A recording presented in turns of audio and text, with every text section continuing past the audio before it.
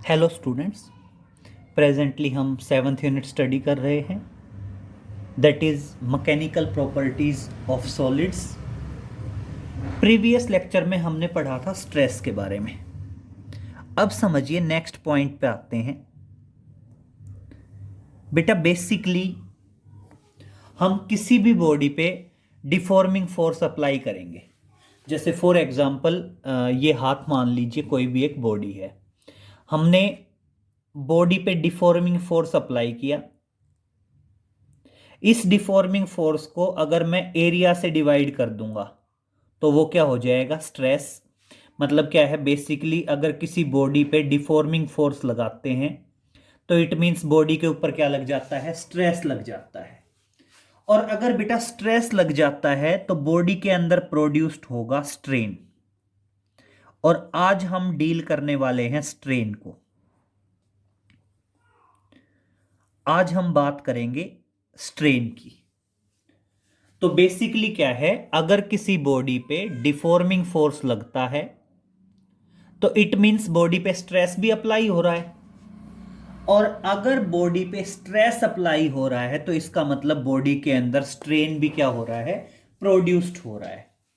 तो देखिए आप क्या बताएंगे, स्ट्रेन क्या है। It is defined as the ratio of, it is defined as the ratio of change in configuration to the original configuration, ratio of change in configuration to the original configuration, change in configuration to the original configuration, clear? That is change in configuration to the original configuration. Ratio है, किस किस का ratio है, change in configuration to the original configuration. Clear? तो आप simple way में कह सकते हैं स्ट्रेन जो है रेशियो है, किस किस का रेशियो है, that is change in configuration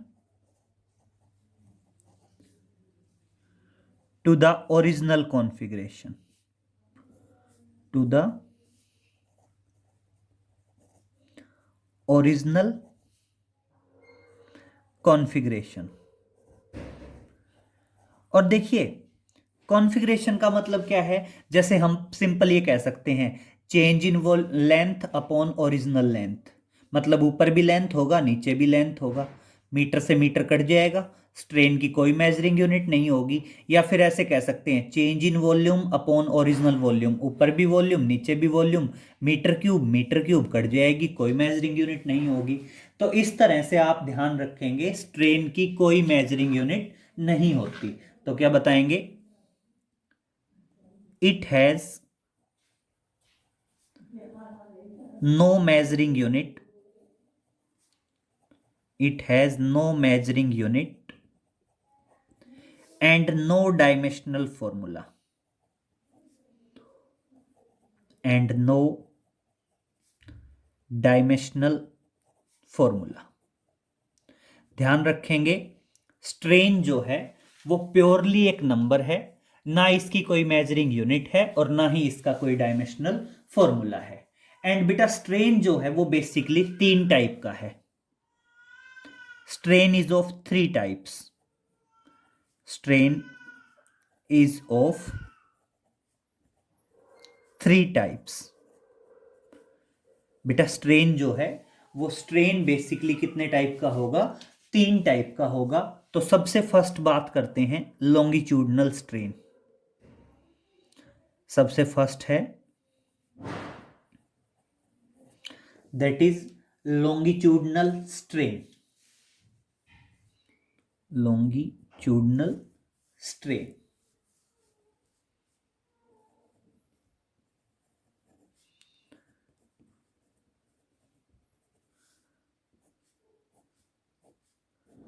तो देखिए अगर बॉडी के ऊपर नॉर्मल स्ट्रेस लगता है।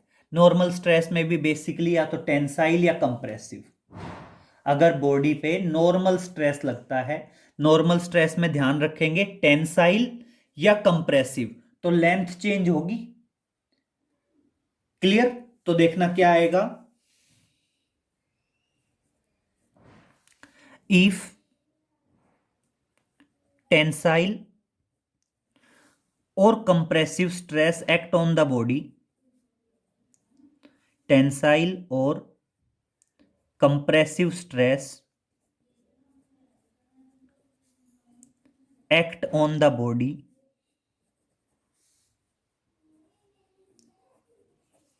then the strain produced is known as, then the strain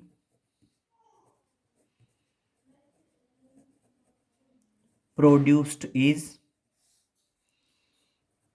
longitudinal strain।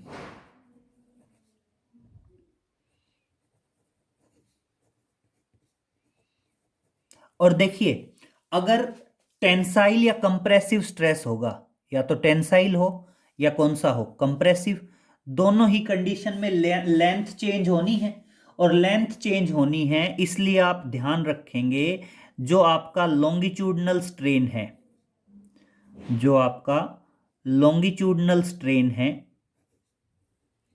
वो लॉन्गिट्यूडनल स्ट्रेन बेसिकली रेशियो है किस किस का, change in length to the original length, that is change in length to the original length. Clear? और basically बेटा change in length को बोलते हैं delta L upon original length, क्या मान लीजिए, एल मान लीजिए। और डेल्टा एल जो है बेटा वो चेंज को रिप्रेजेंट कर रहा है, change in the sense increase या डिक्रीज, दोनों ही चीजें चेंज इन लेंथ में आएंगी। क्लियर? और मैं पहले ही कह चुका हूं मेजरिंग यूनिट नहीं है, तो इसलिए लॉन्गिट्यूडनल स्ट्रेन की भी कोई मेजरिंग यूनिट नहीं होगी। ठीक है, नेक्स्ट वन आता है बेटा, second one is volumetric strain. बात करते हैं, दैट इज वॉल्यूमेट्रिक स्ट्रेन, या इसको क्या बोलते हैं, वॉल्यूम स्ट्रेन भी बोलते हैं। वॉल्यूमेट्रिक स्ट्रेन बोल दीजिए या इसको कह दीजिए वॉल्यूम स्ट्रेन।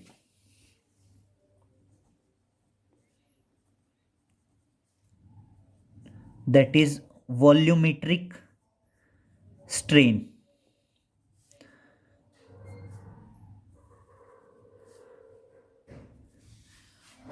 अब देखिए, या इसको वॉल्यूम स्ट्रेन भी कह सकते हैं, और इसमें क्या आएगा बेटा, बेसिकली लॉन्गिट्यूडनल स्ट्रेन और वॉल्यूमेट्रिक स्ट्रेन दोनों के दोनों नॉर्मल स्ट्रेस की वजह से होते हैं। बस डिफरेंस क्या है, जो लॉन्गिट्यूडनल होगा वो बेटा टेंसाइल या कंप्रेसिव स्ट्रेस की वजह से होता है, और जो वॉल्यूमेट्रिक स्ट्रेन होता है बेटा वो बेसिकली किसकी वजह से होता है, आपके हाइड्रोलिक स्ट्रेस की वजह से होता है।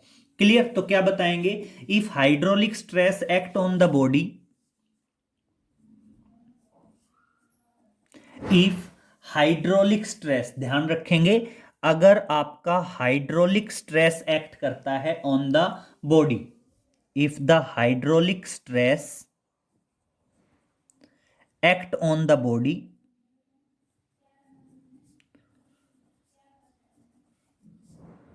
act on the body, then the strain produced is known as, then the strain produced is volume strain, या वॉल्यूमेट्रिक कह दीजिए, या इसको कह सकते हैं दैट इज वॉल्यूम स्ट्रेन। और इसीलिए आप ध्यान रखेंगे जो आपका वॉल्यूम स्ट्रेन होगा वो वॉल्यूम स्ट्रेन अपने आप में रेशियो होगा, किस किस का रेशियो होगा बेटा, that is change in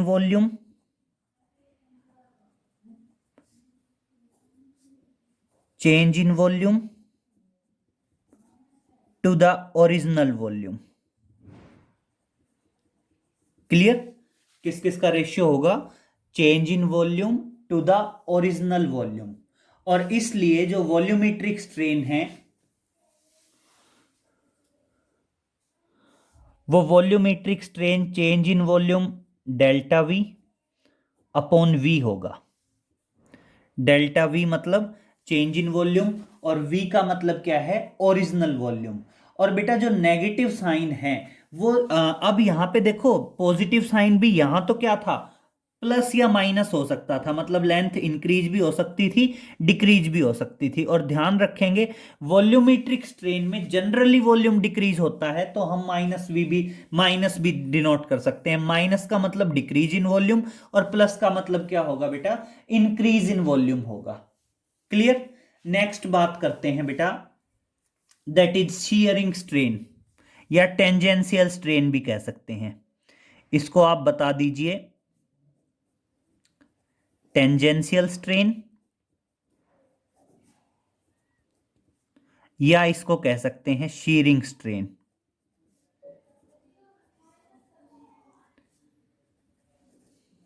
that is shearing strain.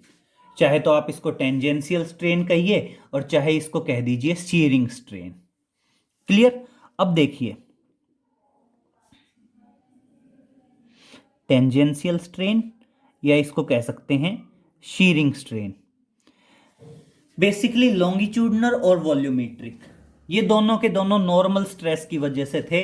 और ये किसकी वजह से होगा, टेंजेंशियल स्ट्रेन की वजह से होगा। तो आप क्या बताएंगे, the strain produced in the body, the strain produced in the body, produced in the body due to tangential और शीयरिंग स्ट्रेस, टेंजेंशियल और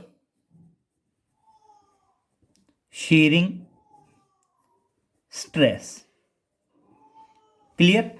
किसी बॉडी के अंदर जो स्ट्रेन प्रोड्यूस्ड होगा किसकी वजह से बेटा, टेंजेंशियल या शीयरिंग स्ट्रेस की वजह से, तो उसको क्या कहेंगे हम, टेंजेंशियल स्ट्रेन कहेंगे। और देखिए मान लीजिए आप कहते हैं ये कोई बॉडी है,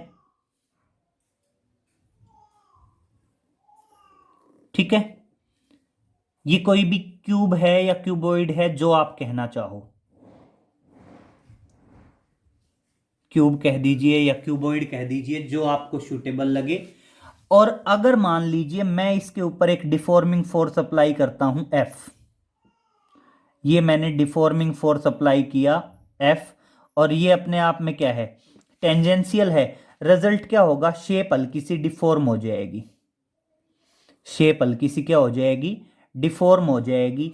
और जो डिफॉर्मेशन होगी, मान लीजिए ये शेप क्या हो गई, डिफॉर्म हो गई। ये लेंथ थी एल, डिफॉर्मेशन मान लो एक्स, और ये जो एंगल है इस एंगल को मान लीजिए फाई,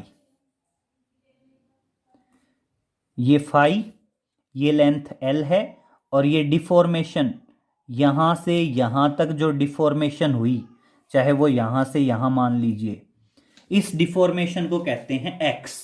तो इस तरह से जो टेंजेंशियल स्ट्रेन होगा, जो टेंजेंशियल स्ट्रेन होगा, वो टेंजेंशियल स्ट्रेन बेसिकली फाई से डिनोट होगा, लगभग टेंजेंट फाई के बराबर होगा, और बेसिकली बराबर होगा एक्स बाई एल के, बेसिकली बराबर हो जाएगा x by L. This is the tangential strain.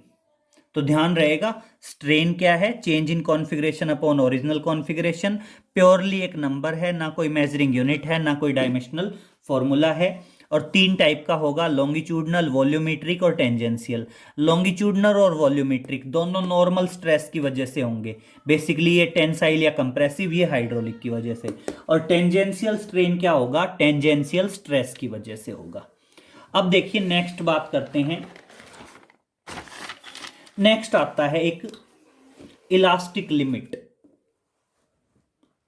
Next है एक दैट इज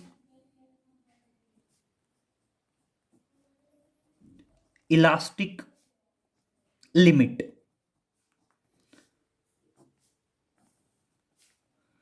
अब मेरी बात सुनिए,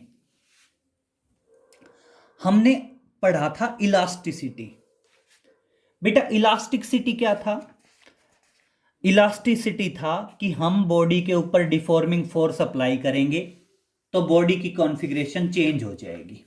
यही था ना, हम क्या करेंगे, बॉडी के ऊपर डिफॉर्मिंग फोर्स अप्लाई करेंगे, बॉडी की कॉन्फ़िगरेशन चेंज होगी। जैसे ही डिफॉर्मिंग फोर्स रिमूव करेंगे, बॉडी अपनी ओरिजिनल कॉन्फ़िगरेशन रीअटेन कर लेगी। जो बॉडी है वो अपनी ओरिजिनल कॉन्फ़िगरेशन क्या करेगी? रीअटेन करेगी। और बॉडी की इसी प्रॉपर्टी को कहते हैं इलास्टिसिटी। और अब हम बात करते हैं इलास्टिक लिमिट। अब समझिए बेटा, जैसे सपोज करो कोई भी बॉडी है, उस बॉडी पे हमने 4 न्यूटन का फोर्स अप्लाई किया, that 4 newton is the deforming force. When we remove the 4 newton force, body regain its original configuration. उसके बाद हम फोर्स को कंटिन्यूअसली इंक्रीज करते हैं। मान लीजिए हमने 5 न्यूटन फोर्स अप्लाई किया, जैसे ही हमने फोर्स को रिलीज किया, बॉडी अपनी ओरिजिनल कॉन्फ़िगरेशन में वापस आ गई। फिर हमने 6 न्यूटन फोर्स अप्लाई किया, डिफॉर्मिंग फोर्स को रिमूव किया, बॉडी अपनी ओरिजिनल कॉन्फ़िगरेशन में वापस आ गई। अब हमने मान लो 7 न्यूटन फोर्स अप्लाई किया, लेकिन जब हमने 7 न्यूटन फोर्स को रिलीज किया तो मान लीजिए बॉडी अपनी ओरिजिनल कॉन्फ़िगरेशन में वापस नहीं आई। तो अब समझिए बहुत ध्यान से, बॉडी 4 न्यूटन पे भी वापस आ गई थी, 5 न्यूटन पे भी वापस आ गई थी, 6 न्यूटन पे भी वापस आ गई थी, बट 7 न्यूटन पे बॉडी वापस नहीं आई। बॉडी की इलास्टिक प्रॉपर्टीज लूज हो गई। तो बॉडी ने अपनी इलास्टिक प्रॉपर्टीज कहां तक होल्ड की? 6 न्यूटन फोर्स तक होल्ड की। और वो 6 न्यूटन फोर्स अपने आप में क्या है बेटा? इलास्टिक लिमिट है। तो इलास्टिक लिमिट क्या होती है बेटा? इलास्टिक लिमिट होती है the maximum value of deforming force, the maximum value of deforming force applied on the body, maximum value of deforming force applied on the body, applied on the body up to which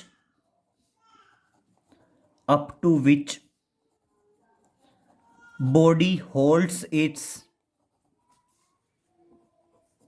elastic properties, body holds its elastic properties। Clear? Elastic limit क्या है बेटा? Maximum value of deforming force है। ये word जरूर ध्यान रखना, maximum value. किसकी maximum value बेटा? डिफॉर्मिंग फोर्स की।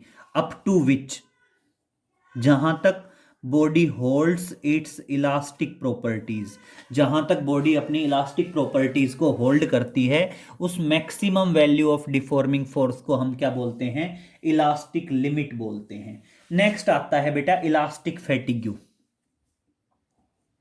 नेक्स्ट है दैट इज इलास्टिक फैटिग्यू। अब देखिए इलास्टिक फैटिग्यू क्या है।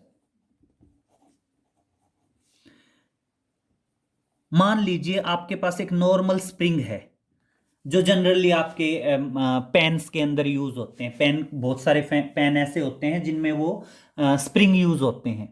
बेटा हम उस नॉर्मल स्प्रिंग को बार बार खींचें छोड़ दें। खींचने का मतलब क्या है? हमने उस पर डिफॉर्मिंग फोर्स लगाया, रिलीज किया, इलास्टिक प्रॉपर्टीज की वजह से स्प्रिंग क्या आएगा? वापस अपनी ओरिजिनल कॉन्फ़िगरेशन में आएगा। और अगर हम बार बार ऐसा करते हैं, डिफॉर्मिंग फोर्स अप्लाई करते हैं, रिलीज करते हैं, डिफॉर्मिंग फोर्स अप्लाई करते हैं, रिलीज करते हैं, धीरे धीरे स्प्रिंग क्या हो जाएगा? लूज हो जाएगा। मतलब उसकी इलास्टिक प्रॉपर्टीज कम हो जाएंगी। और बेटा इसी को क्या कहते हैं? इसी को कह दिया जाता है इलास्टिक फैटिग्यू। इलास्टिक फैटिग्यू क्या होता है? The decrease in elastic properties of the body due to repeated deforming force, या फिर कह सकते हैं decrease in elastic property of the body due to again and again apply and removal of deforming force. Deforming force को बार बार apply करो, remove करो, अप्लाई करो, रिमूव करो, इस वजह से जो इलास्टिक प्रॉपर्टीज में कमी आती है उसे बोलते हैं इलास्टिक फैटिग्यू। तो क्या बताएंगे? The decrease in elastic properties of the body, the decrease in elastic properties of the body, decrease in elastic properties of the body due to again and again, due to again and again applying and removing, applying and removing deforming force on it, deforming force on it। अगर हम किसी body पे बार बार deforming force apply करते हैं, remove करते हैं, apply करते हैं, रिमूव करते हैं, इस वजह से बॉडी की इलास्टिक प्रॉपर्टीज में जो कमी आती है उसे ही क्या कहा जाता है? That is known as the elastic fatigue. Clear? अब देखो नेक्स्ट पे आते हैं। नेक्स्ट आता है बेटा that is elastic after effect. Next है that is elastic after effect. अब देखिए इलास्टिक आफ्टर इफेक्ट क्या है बेटा। हम डिफॉर्मिंग फोर्स अप्लाई करते हैं, बॉडी की कॉन्फ़िगरेशन चेंज हो जाती है, बॉडी के अंदर स्ट्रेन प्रोड्यूस्ड हो जाता है, और जब हम डिफॉर्मिंग फोर्स रिमूव करते हैं बॉडी अपनी ओरिजिनल कॉन्फ़िगरेशन रीअटेन करती है। और बेटा ओरिजिनल कॉन्फ़िगरेशन रीअटेन करने में बॉडी ने जितना टाइम लिया उसे ही कहा जाता है that is elastic after effect. The delay in reattaining या regaining its original configuration by the body after removing the deforming force is known as elastic after effect.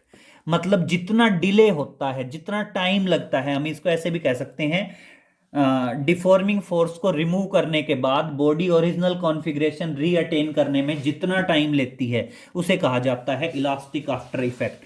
Time taken by the body in regaining its original configuration after removing the deforming force. Deforming force remove करने के बाद original configuration रीअटेन करने में body ने जो time लिया that is the elastic after effect. इसको ऐसे सिंपल भी कह सकते हैं the delay in regaining the original configuration, the delay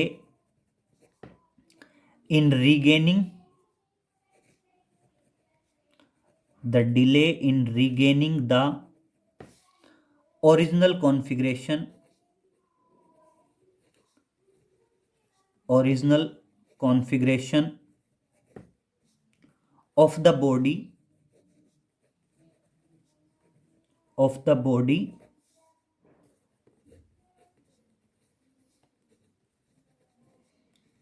after removing the deforming force. Clear बेटा? डिफॉर्मिंग फोर्स रिमूव करने के बाद बॉडी अपनी ओरिजिनल कॉन्फ़िगरेशन रीअटेन करने में जो टाइम लेती है उसे कहते हैं हम इलास्टिक आफ्टर इफेक्ट। क्लियर? और इसी के साथ आप सिंपल इलास्टिसिटी भी ध्यान रखना। इलास्टिसिटी क्या है कि डिफॉर्मिंग फोर्स रिमूव करने के बाद बॉडी अपनी ओरिजिनल कॉन्फ़िगरेशन रीअटेन करती है। बॉडी की इसी प्रॉपर्टी को क्या कहा जाता है? इलास्टिसिटी कहा जाता है। मैं एक बार फिर से रिपीट कर देता हूं, लिख देता हूं यहां पे, दैट इज इलास्टिसिटी। और इलास्टिसिटी आप सिंपल अपने वे में बता देना, that is elasticity, it is the property of the body, it is the property of the body due to which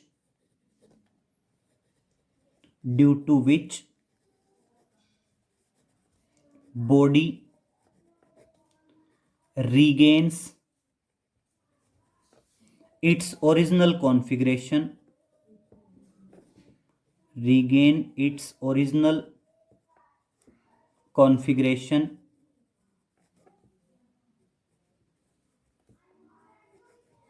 after removing the deforming force, after removing the deforming force, after removing the deforming force। Clear बेटा? Deforming force remove करने के बाद body की जो property उसकी original configuration रीअटेन करने में help करती है उसे कहा जाता है दैट इज इलास्टिसिटी।